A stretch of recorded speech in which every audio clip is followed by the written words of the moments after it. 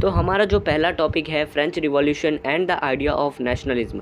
तो जो French revolution है वो हमारे हिस्ट्री का एक बहुत ही इम्पॉर्टेंट इवेंट माना जाता है, क्योंकि यहीं से पहली क्लियर एक्सप्रेशन मोनार्चलेस गवर्नमेंट की निकल करके आई थी कि बिना राजा के भी शासन को चलाया जा सकता है। ये आइडिया फ्रेंच रिवॉल्यूशन से ही निकल करके आया था। फ्रेंच रिवॉल्यूशनरीज़ ने काफ़ी सारे ऐसे प्रैक्टिसेस और मेजर्स इंट्रोड्यूस कराए थे जिसकी मदद से कलेक्टिव आइडेंटिटी की एक सेंस फ्रेंच पीपल के बीच में क्रिएट की जा सके।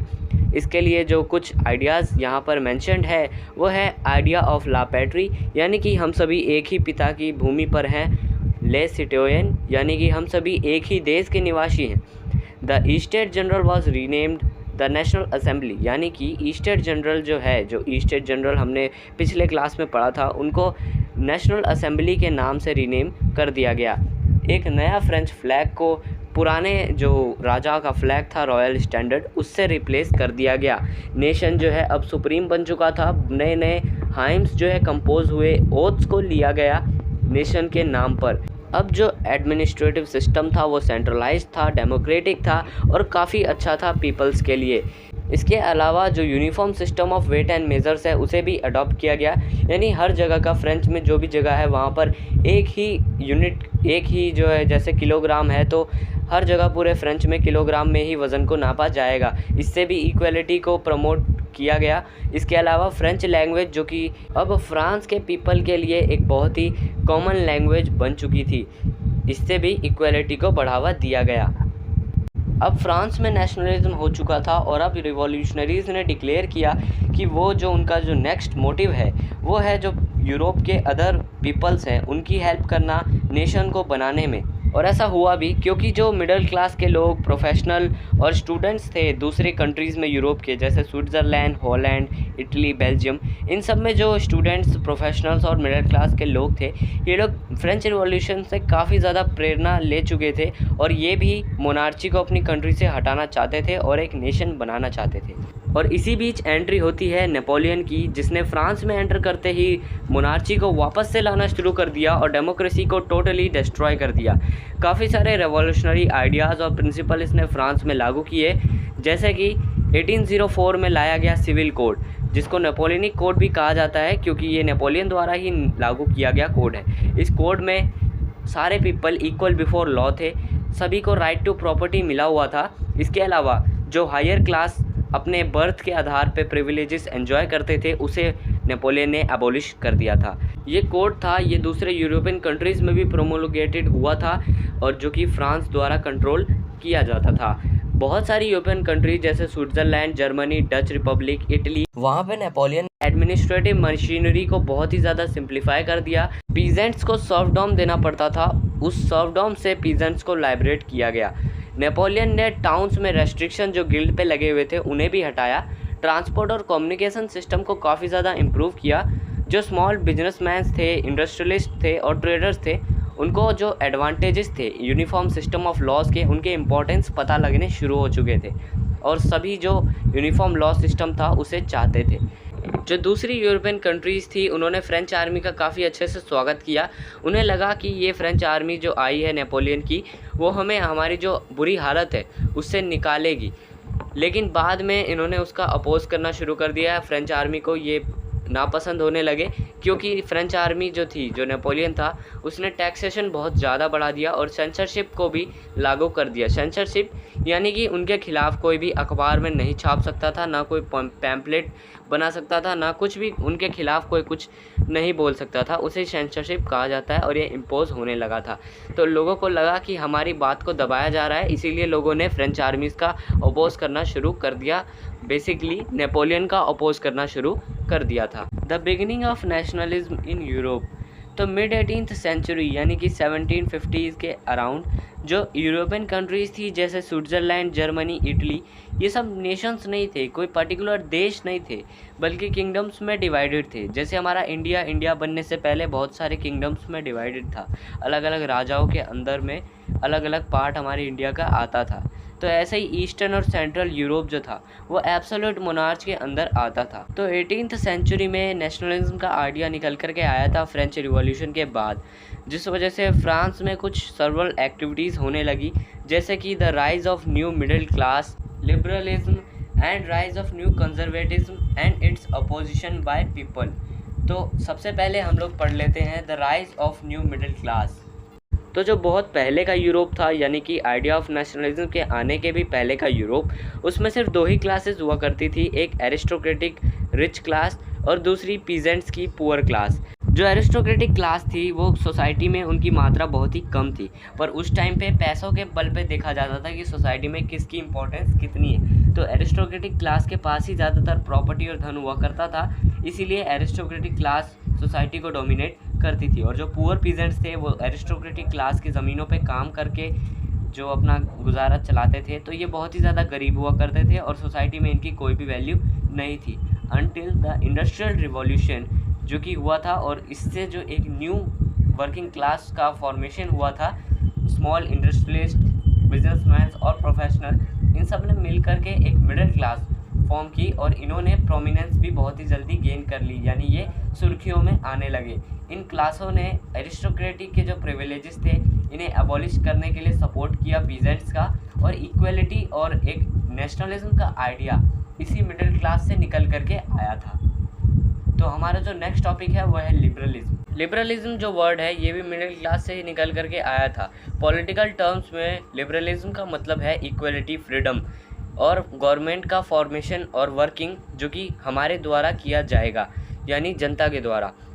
इकोनॉमिक फील्ड में इसका मतलब था कि मार्केट के लिए फ्रीडम मिले, अनजस्ट जो ड्यूटीज़ हमारे गुड्स के मूवमेंट पर, यानी कि जो गुड्स हम इधर से उधर लेकर के जाते हैं उस पर भी जो टैक्सेस लगते हैं उसे भी हटा देना चाहिए। और टेरिटरी का जो टैक्स है, यानी एक टेरिटरी से जो दूसरे टेरिटरी में गुड्स लेकर जाते हैं तो उस पर भी बहुत सारा टैक्स लगता है और इन सब को जो है हटा देना चाहिए। इसको ही लिबरलिज्म कहा जाएगा। तो यहाँ पे जो मिडिल क्लास के लोग हैं ज़्यादातर इकोनॉमिक चीज़ों के बारे में ही बात किया करते थे, जिस वजह से इकोनॉमिक नेशनलिज्म यूरोप में फैलने लगा और इस चीज़ ने जो राइज ऑफ नेशनलिज्म था उसके अंदर बहुत ही ज़्यादा कंट्रीब्यूट किया। और इस न्यू कमर्शियल क्लास ने एक यूनिफाइड इकोनॉमिक टेरिटरी के क्रिएशन का आर्गूमेंट भी छेड़ दिया, जिसमें इन्होंने ये मांग की कि जो हमारे गुड्स का मूवमेंट है वो उसमें कोई टैक्स ना लगे, जो पीपल है, कैपिटल है, जो हमारा पैसा वगैरह है, ये सब पे कोई टैक्स ना लगे। और इसको लेकर के कुछ मेजर्स भी इंट्रोड्यूस कराए गए, जैसे कि 1834 में एक कस्टम यूनियन जिसे ज़ोल्वरीन कहा जाता है उसे प्रोशिया में बनाया गया। और जो जर्मन स्टेट थे इन्होंने भी जो इस यूनियन को ज्वाइन किया था। अब इस यूनियन ने काम ये किया कि जो तारीफ बैरियर्स हुआ करते थे टेरिटरीज़ पे उसे अबॉलिश कर दिया और इन्होंने करेंसी को रिड्यूस कर दिया। जो 30 करेंसीज होती थी अब वो सिर्फ 2 ही रह गई थी। रेलवे नेटवर्क एक्सपेंड हो रहा था उस टाइम पे, जिसने मोबिलिटी को काफ़ी ज़्यादा ही एनहेंस कर दिया और नेशनल यूनिफिकेशन में इसका भी काफ़ी ज़्यादा कंट्रीब्यूशन रहा था। तो ये जो टॉपिक अभी हमने पढ़ा, इसको पढ़ करके हमें पता लगा कि जो इकोनॉमिक नेशनलिज्म था उसने नेशनलिस्ट के आइडियाज़ और सेंटिमेंट्स को काफ़ी ज़्यादा मजबूत बना दिया। अब बारी आती है rise of new conservatism and it's opposition by people. तो नेपोलियन का डिफीट हमने पिछले जो क्लास थी उसमें हमने पढ़ा था कि 1815 के वाटरलू के वॉर में नेपोलियन हार गया था और जो नेपोलियन की हार थी उसने एक न्यू कंजर्वेटिज्म को जन्म दिया। ये कंजर्वेटिव्स 2 भाग में बटे हुए थे। तो पहले जो कंजर्वेटिव्स थे, जो उनका ट्रेडिशनल इंस्टीट्यूशन सिस्टम था जो बहुत पहले से चलता आ रहा था उसे ही वो कंटिन्यू करना चाहते थे। वही जो मोनार्ची, सोशल हायरार्कीज और चर्च का जो सिस्टम चलता आ रहा था, जो हमने पिछले क्लास में फ्रेंच में पढ़ा था, वही सिस्टम ये लोग वापस से पाना चाहते थे। लेकिन दूसरे जो थे इन्होंने वापस से प्री रिवॉल्यूशनरी डेज जो थे उनको प्रपोज नहीं किया। ये लोग मॉडर्नाइजेशन को एक्सेप्ट कर चुके थे। इन्होंने सोचा कि जो मॉडर्न चीज़ें हो रही हैं ये हमारे ट्रेडिशनल इंस्टीट्यूशन जो है हमारे मोनार्ची का, उसको बहुत ही ज़्यादा मजबूत बना सकता है, तो हमें इसी के साथ ढल करके। तो ये तो थे दोनों कंजर्वेटिव्स के आइडिया कि वो कैसे शासन अपना चलाना चाहते थे। इसी के साथ एक कांग्रेस ऑफ वीना हुआ था जस्ट आफ्टर नेपोलियन डिफीट, जो कि 1815 में रखा गया था। ब्रिटेन, रशिया, प्रशिया, ऑस्ट्रिया, ये 4 देशों ने इसमें पार्टिसिपेट किया था। ये उस टाइम पे यूरोप के बहुत ही ज़्यादा सुपर पावर माने जाते थे और इन्होंने यूरोप के कुछ सेटलमेंट्स के लिए इस कांग्रेस को रखा था। इसके जो होस्ट थे वो थे ऑस्ट्रियन चांसलर ड्यूक मैटरनिच। एक बहुत ही इंपॉर्टेंट पर्सन है, इनका नाम आपको हमेशा याद रखना है, ड्यूक मैटरनिच। तो इसके जो इस कांग्रेस ऑफ वीना के इसके कुछ रिजल्ट्स निकल करके आए थे, जैसे कि मोनार्ची को फ्रांस में दोबारा से रिस्टोर कर लिया गया और इसी मोनार्ची को प्रशिया में, बेल्जियम में, ऑस्ट्रिया में और ज़्यादा मजबूत बनाया गया ताकि बाद में कोई इसे हिला ना सके। इसके अलावा फ्रांस के बॉर्डर पे एक सीरीज़ ऑफ स्टेट सेट किए गए ताकि फ्रांस का जो एक्सपेंशन है फ्यूचर में ना हो सके और जो इसका बेसिकली नेशनलिज्म का जो आइडिया है वो फ्रांस से निकल करके और कहीं ना जाए। तो अभी हमने जो 2 पॉइंट्स पढ़े उसको देख करके क्या लगता है, ये जनता के हित में हुआ है? कुछ भी नहीं, जनता के हित में नहीं हुआ। ये कम्प्लीटली ऑटोक्रेटिक था। ये जो कंजर्वेटिव रिजाइम जो 1815 में सेटअप किया गया, ये बहुत ही ज़्यादा ऑटोक्रेटिक था, पूरा ही ऑटोक्रेटिक था। और इसने जो है सेंसरशिप को इम्पोज कर दिया काफ़ी सारे मटेरियल्स पे, जैसे कि articles, newspaper, books, plays, songs, जो कि लिबर्टी और फ्रीडम के आइडिया को रिफ्लेक्ट करते थे, दर्शाते थे, उन सब पे सेंसरशिप को इसने इम्पोज कर दिया था। इन कंजर्वेटिव आइडियाज़ की वजह से काफ़ी सारे नए लिबरल, नेशनलिस्ट और रिवॉल्यूशनरीज़ का उदय हुआ। इन लिबरल्स ने मोनार्शियल गवर्नमेंट का अपोजिशन करना शुरू कर दिया।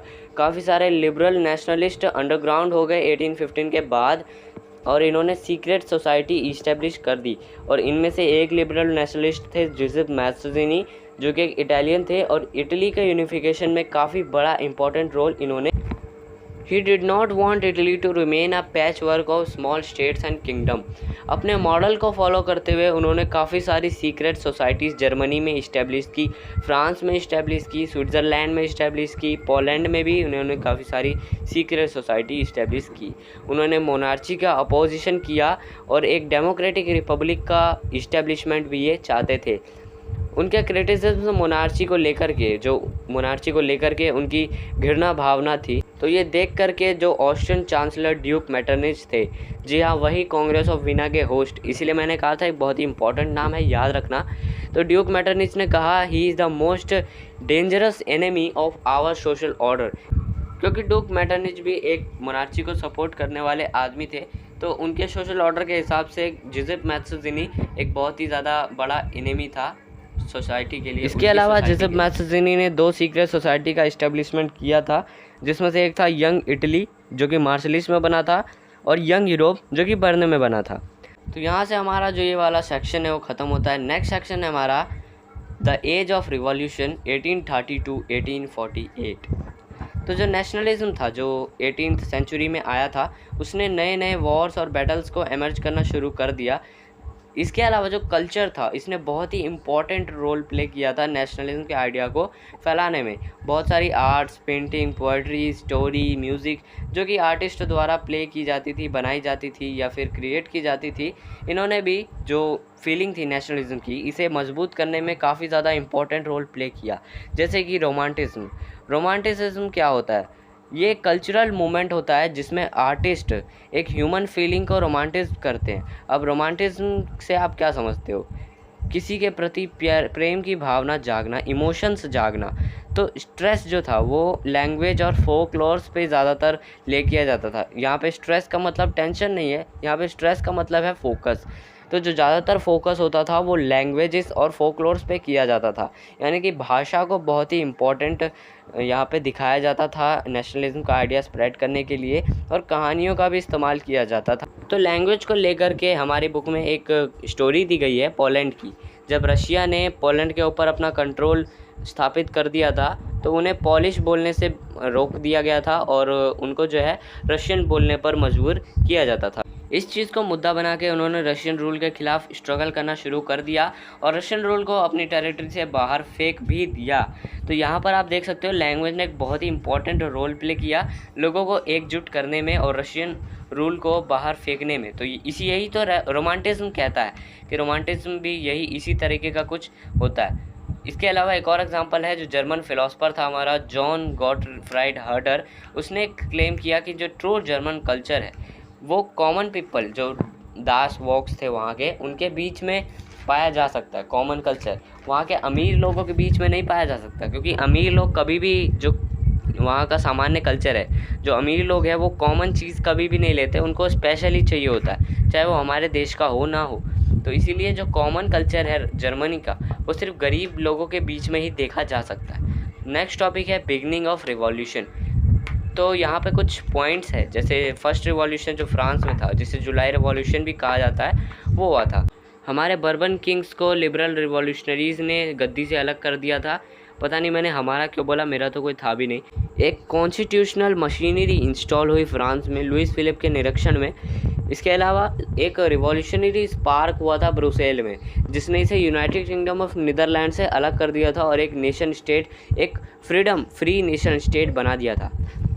तो मैटरनिच ने यहाँ पे रिमार्क किया है, ड्यूक मैटरनिच जो था 1815 वाला, वही इसने रिमार्क किया, when France sneezes the rest Europe catches cold, यानी कि जब फ्रांस छींकता है तो पूरे यूरोप को सर्दी लग जाती है। यहाँ पर आप बिगनिंग ऑफ रिवॉल्यूशन में देख सकते हो कि जब फ्रांस में रिवॉल्यूशनरी एक्टिविटीज़ होने लगी तो ब्रुसेल ने भी अपनी रिवॉल्यूशनरी, उसके अंदर भी स्पार्क हुआ और वो भी रिवॉल्यूशन की तरफ बढ़ गया। तो यहाँ पे ओवरऑल फ्रांस में कोई भी एक्टिविटी होती है तो उसका इफेक्ट पूरे यूरोप पे हो रहा था, इसीलिए मैटरनिच ने ये सेंटेंस कहा था। Next topic is hunger, hardship and revolts. 1830 के अराउंड, जो कि ग्रेट इकोनॉमिक हार्डशिप के ईयर्स थे यूरोप में। ऐसा इसलिए था क्योंकि 1830 के अराउंड, जो 1813 चल रहा था, 1830 सॉरी, यहाँ पर एक लार्ज स्केल ऑफ अनएम्प्लॉयमेंट फैला हुआ था, यानी बहुत ही बड़े स्केल पर बेरोज़गारी यूरोप में फैली हुई थी। जॉब की अपॉर्चुनिटीज़ बहुत ही कम थी, जबकि जॉब सीकर्स जो थे, जॉब लेने वाले बहुत ही ज़्यादा थे, जो कि इंडिया में भी हो चुका है। तो जो सिटीज़ थी वो बहुत ही ज़्यादा एक्सट्रीम कंडीशन में आ गई थी, क्योंकि बहुत ही ज़्यादा भीड़ सिटीज़ में आ गई थी। गाँव में बेरोज़गारी फैली, सारे लोगों ने काम की तलाश में सिटीज़ की तरफ बढ़ना शुरू कर दिया। रिज़ल्ट, स्लम्स जो है सिटीज़ में बहुत ही ज़्यादा फैलने लगे, यानी सिटीज़ में जो झुग्गी झोपड़ियाँ हैं बहुत ही ज़्यादा फैल गई। एक तरह से ये कह लो कि अर्बन एरिया भी रूरल की तरह ही लगने लगा था। जो स्मॉल प्रोड्यूसर्स थे टाउन्स में, वो एक बहुत ही बड़ा स्टिफ कंपटीशन फेस करते थे जो दूसरी कंट्रीज़ के स्मॉल प्रोड्यूसर्स थे। क्यों करते थे? क्योंकि जो यूरोप था वहाँ पे इंडस्ट्रियल रिवॉल्यूशन आ चुका था, तो मशीन से प्रोडक्शन होता था मशीन से, तो बहुत ही सस्ते में प्रोडक्शन हो जाता था, तो सस्ता सामान मिल जाता था इंग्लैंड का। तो क्यों कोई स्मॉल प्रोड्यूसर जो कि महंगा सामान दे रहा है वहाँ से क्यों कोई ख़रीदेगा? तो जो स्मॉल प्रोड्यूसर थे उनका प्रोडक्शन काफ़ी ज़्यादा गिर गया था, इसलिए जॉब की अपॉर्चुनिटीज़ भी गिर गई थी। और जॉब सीकर्स तो कम नहीं हो सकते, तो वो बढ़े हुए थे, तो इसीलिए जो अनएम्प्लॉयमेंट था बहुत ही ज़्यादा फैल रहा था। तो पीजेंट्स जो थे, किसान, उनको भी बहुत ही ज़्यादा बर्डन था फेडरल ड्यूज़ का और ऑब्लिगेशंस का। इसके अलावा जो फूड प्राइसेस बहुत ही ज़्यादा बढ़ गए थे, गरीब लोग कहाँ से लेते फूड? जो एक साल बैड हार्वेस्ट का गुजरा था 1830 के पास, उसने बहुत ही ज़्यादा गरीबी बढ़ा दी, टाउन में ही नहीं पूरे कंट्री में बढ़ा दी। तो इसके बाद हमारा नेक्स्ट टॉपिक है रिवॉल्यूशंस ऑफ द लिबरल्स। जो ईयर 1848 था वो एक ईयर था रिवॉल्ट्स का। अब देखो 1830 में इतना सब कुछ होगा तो ऑब्वियसली बात है लोग भड़केंगे, तो 1848 में बहुत ही ज़्यादा रिवॉल्यूशंस होने लगे थे। ये जो एजुकेटेड मिडिल क्लास के लोग थे, इन्हीं लोगों ने रिवॉल्यूशन किया था, क्योंकि इन्हीं लोगों के पास जो ज़्यादातर ज्ञान होती थी। पीजेंट्स जो गरीब थे उनको कहाँ से इतना जो ज्ञान आएगा कि हाँ हमें भी रिवॉल्यूशन करना चाहिए, और अमीर लोग तो कभी चाहेंगे नहीं रिवॉल्यूशन हो। तो जो मिडिल क्लास के लोग थे यही लोग चाहते थे कि रिवॉल्यूशन होना चाहिए। इस रिवॉल्यूशन में पहला रिवॉल्यूशन था फरवरी रिवॉल्यूशन, जो कि 1848 में हुआ था, जिसमें जो फ्रांस की मोनार्ची सिस्टम था। अब देखो 1815 के बाद फ्रांस में दोबारा से मोनार्च सिस्टम लाया गया था और राजा शायद लुइस फिलिप को बनाया गया था, तो उसको वापस से जो है डिथ्रोन कर दिया गया, यानी वापस उसको गद्दी से निकाल दिया गया और कंट्री वापस से एक रिपब्लिक बन गई। मतलब फ्रांस का अलग ही चल रहा है सिस्टम, कभी रिपब्लिक, कभी मोनार्च, तो कभी कुछ। और यहाँ पर एक यूनिवर्सल मेल सफरेज शुरू कर दिया गया, यानी कि सिर्फ मेल्स को, एक्टिव सिटीजन्स जो है, मेल में सारे मेल नहीं, जो मेल घर पे पड़े हुए हैं, कोई काम धंधा नहीं करते, कुछ कमाते नहीं है, वो मेल नहीं, जो एक्टिव मेल्स हैं, जो कमा रहे हैं, जो कंट्रीब्यूट कर रहे हैं इकोनॉमी में, वो एक्टिव सिटीजन्स, एक्टिव मेल्स कहा जाते हैं, और उन्हीं को सिर्फ वोटिंग राइट था। वुमेंस का कुछ नहीं, वुमेंस चाहे कितने ही कमा ले, उनको वोटिंग राइट नहीं था, बच्चों को नहीं था, बच्चों को होता भी नहीं। और जो दूसरे जो मैंस थे जिनके पास नौकरी नहीं थी, जो पैसा नहीं कमाते थे, वो जो पैसिव सिटीजन्स में आते थे, उनको भी वोटिंग राइट नहीं था। यूरोप के अदर पार्ट्स में नेशन स्टेट्स अभी तक नहीं बने थे, जैसे जर्मनी, इटली, पोलैंड, ये सब जो है अभी तक नेशन स्टेट्स नहीं बने थे, ये भी अभी तक किंगडम्स में ही डिवाइडेड थे 1848 तक। जो मैन और वुमेन थे लिबरल मिडिल क्लास के, इन्होंने कॉन्स्टिट्यूशन और नेशनलिज्म यूनिफिकेशन का डिमांड अब शुरू किया था। यानी अब जो है कुछ जो किंगडम्स थे वो अब नेशन स्टेट्स में यूनिफाई होने वाले थे, क्योंकि अब यूनिफिकेशन का डिमांड आ चुका था।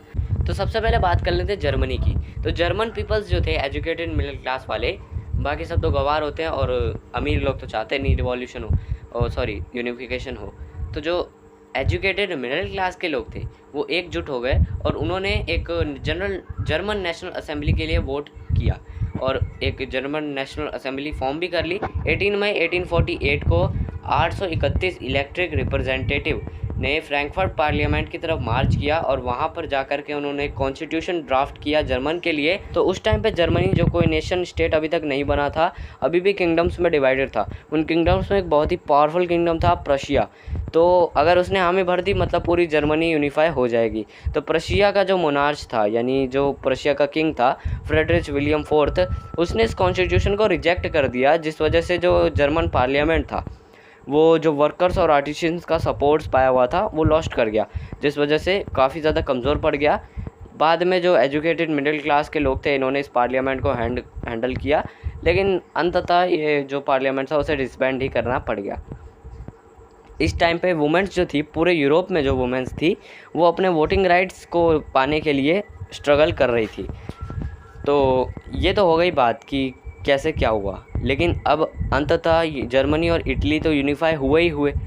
अभी जैसे हम जानते हैं जर्मनी भी एक देश है और इटली भी एक देश है, तो आखिर ये कैसे हुआ। तो अब हमारा जो नेक्स्ट सेशन है unification of Germany and Italy, इसके बारे में थोड़ी बात कर लेते हैं। तो जर्मनी और इटली जो है वो यूरोपियन नेशंस है, ये सभी हम जानते हैं, और काफ़ी ज़्यादा जो किंगडम्स में डिवाइडेड थे ये लोग, ये भी हम पहले पढ़ चुके हैं। तो यूनिफिकेशन ऑफ जर्मनी और इटली जो है ये बहुत ही इंपॉर्टेंट है वर्ल्ड हिस्ट्री में। तो अब बात कर लेते हैं यूनिफिकेशन ऑफ जर्मनी की।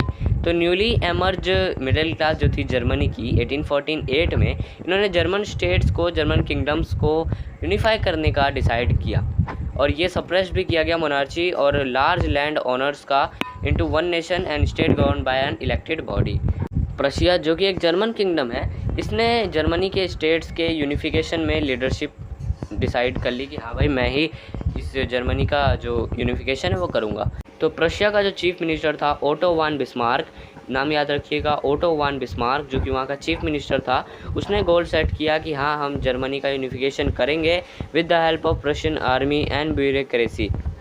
इसने 7 साल लगा दिए जर्मन के यूनिफिकेशन में। प्रशियन आर्मी ने ऑस्ट्रियन, फ्रेंच और डेनिश की हेल्प से 7 साल तक फाइट लड़ी। टोटल 3 वॉर्स इन्होंने लड़ी और सक्सेसफुली जीत भी गए और जर्मन किंगडम, जो स्मॉल जर्मन किंगडम्स थे, उन्हें यूनिफाई कर दिया और आखिरकार जर्मनी का यूनिफिकेशन हो गया। 1871 में विलियम वन वहाँ का राजा, वहाँ का एम्पायर घोषित किया गया। बहुत सारे न्यू रिफॉर्म्स यहाँ क्रिएट हुए, जैसे banking, currency, administration and judiciary system जो है जर्मनी में क्रिएट हुआ। तो ये था जर्मनी का यूनिफिकेशन। अब ज़रा इटली के यूनिफिकेशन की भी बात कर लेते हैं। तो इटली भी पॉलिटिकली फ्रेगमेंटेड था वेरियस स्मॉल स्टेट्स में। टोटल 7 स्टेट्स में इटली जो है फ्रेगमेंटेड था और सातों के सातों मोनार्चियों द्वारा रूल किए जाते थे। पर मिड 19th सेंचुरी यानी 1850s के अराउंड जब जर्मनी का यूनिफिकेशन हुआ था, लगभग उसी के आसपास इटली में यूनिफिकेशन का आइडिया जो है स्प्रेड होने लगा। उस टाइम पे सिर्फ सार्डिनिया पिडमॉन्ट का जो इलाका था वो इटालियन मोनार्च द्वारा रूल किया जाता था। बाकी जो नॉर्थन स्टेट्स थे वो ऑस्ट्रियन मोनार्च के अंदर था। सेंट्रल इटली पोप के अंदर था। पोप क्या होता है? जैसे हमारे में संत होते हैं वैसे क्रिश्चियन में भी संत होते हैं और उन संतों को पोप कहा जाता है। तो ये जो पोप थे इनके द्वारा सेंट्रल इटली रूल किया जाता था। और जो साउथर्न इटली था ये बॉर्बन किंग्स ऑफ स्पेन के अंडर में आता था। तो जो जिज़ब मैथ्सनी था, जिनके बारे में हमने पहले के टॉपिक्स में पढ़ा है, वो एक रिवॉल्यूशनरी थे जो कि इटली के यूनिफिकेशन को चाहते थे। ये हम पहले पढ़ चुके हैं। तो उन्होंने सीक्रेट सोसाइटी जो यंग इटली बनाई थी, जो कि हमने पहले बात की है, इसकी हेल्प से इटली को यूनिफाई करने का डिसाइड किया। बट अनफॉर्चुनेटली ये नहीं कर पाए। तो इसीलिए जो स्टेट था सार्डिनिया पिडमॉन्ट का, उसने डिसाइड किया कि अब हम इटली का यूनिफिकेशन करेंगे। तो 1831 से लेके 1848 के बीच में ये जो है अपराइज करने में थोड़ा फेल हो गए, यानी जो यूनिफिकेशन का जो ये अपराइज कर रहे थे उसमें फेल हो गए। विक्टर इमानुएल सेकंड जो सार्डिनिया पिडमोंट का राजा था, उसने उसको बहुत हेल्प मिली अपने चीफ मिनिस्टर कावूर से। अब देखो, पहले हमने क्या पढ़ा था कि जो बिस्मार्क था, ओटो वान बिस्मार्क, वो भी चीफ मिनिस्टर था और इसने भी काफ़ी ज़्यादा हेल्प की थी, या कहे उसी ने किया था सब कुछ जर्मनी के यूनिफिकेशन में। और यहाँ पर भी जो विक्टर इमानुएल सेकंड था, जो कि वहाँ का एक्टिव राजा था, उसकी हेल्प किसने की? वहाँ के चीफ मिनिस्टर कावूर ने। तो कावूर ने भी काफ़ी ज़्यादा यूनिफिकेशन ऑफ इटली जो था उसके अंदर काफ़ी ज़्यादा कंट्रीब्यूट किया था। और ये तो 1848 तक की बात हो गई। 1859 के पास जो सार्डिनिया पिडमोंट ने ऑस्ट्रियंस को हरा दिया। अब ऑस्ट्रियंस कहाँ रूल करते थे? ऑस्ट्रियंस रूल करते थे नॉर्थर्न स्टेट्स, जो नॉर्थर्न स्टेट्स थे इटली को, यानी कि अब सार्डिनिया पिडमोंट के अंदर नॉर्थर्न इटली आ चुका था।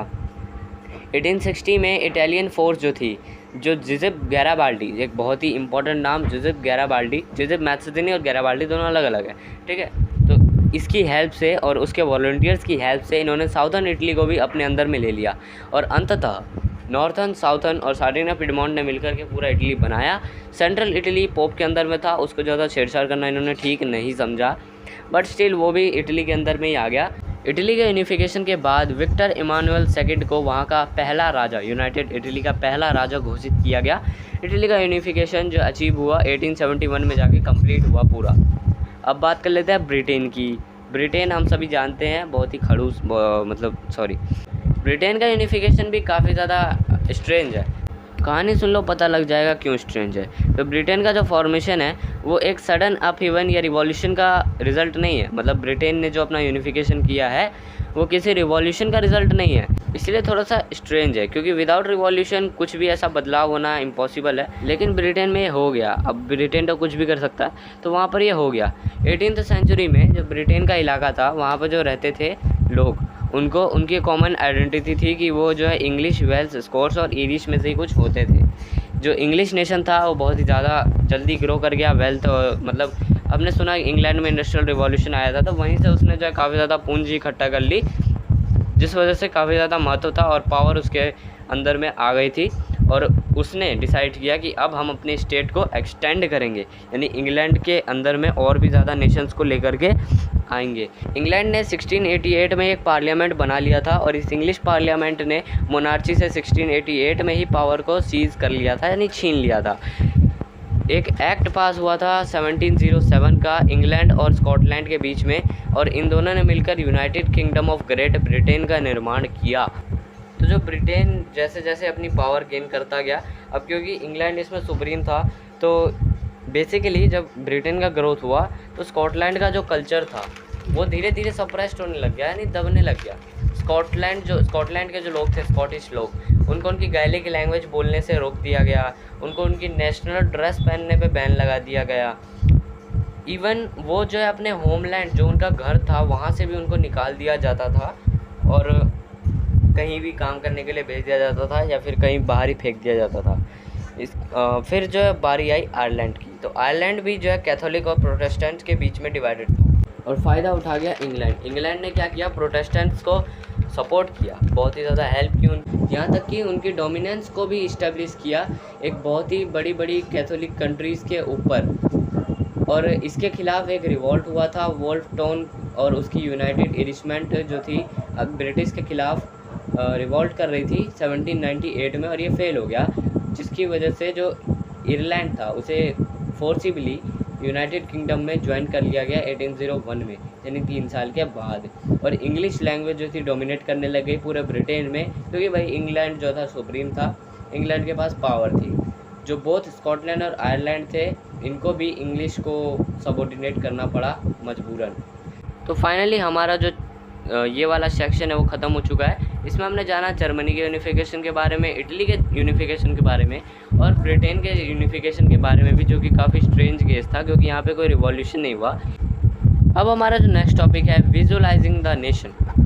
इसमें क्या है, इसमें ज़्यादा कुछ नहीं है, आप बस ये लाइन देखो और इसे पढ़ो।